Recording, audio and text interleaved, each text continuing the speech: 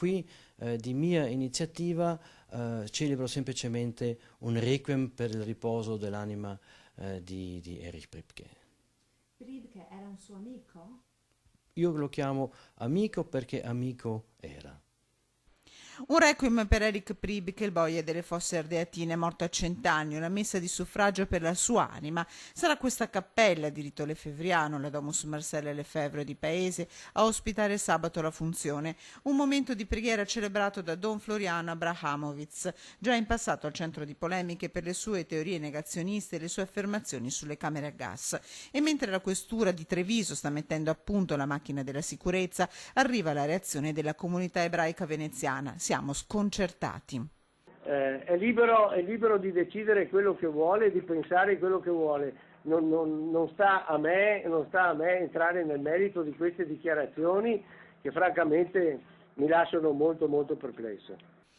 Via libera dal Vaticano per una cerimonia funebre in forma strettamente privata. Del resto, come spiega padre Francesco Panizzolo, giudice del Tribunale Ecclesiastico Triveneto, in casi gravi il funerale pubblico non è previsto dal diritto canonico. È previsto di poter vietare il funerale a persone che siano state pubbliche peccatrici e che non si siano pentite di ciò che hanno fatto.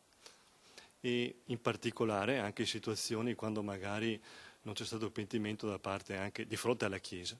La cosa più critica è che lo chiama amico, poi una messa di suffragio credo si possa fare comunque nei confronti di tutti, ecco, cioè perché noi sappiamo che anche le celebrazioni che le facciamo è proprio per pregare per il male, i peccati che uno può aver commesso nella sua vita. 335 persone furono trucidate a Roma il 24 marzo 1944 dalle truppe di occupazione tedesche, ma sulla figura di Priebke, insiste Don Abrahamovitz, c'è ancora da fare chiarezza.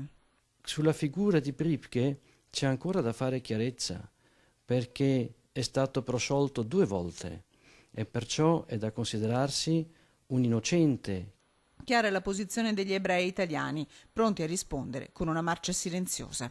Ci sarà una marcia silenziosa per il ghetto di Roma in questi giorni che esprimerà chiaramente il proprio dolore e la propria solidarietà agli ebrei e non solo ebrei, perché ricordiamoci. Noi affidiamo questa persona alla misericordia di Dio, il quale sa lui solo leggere nel cuore dell'individuo.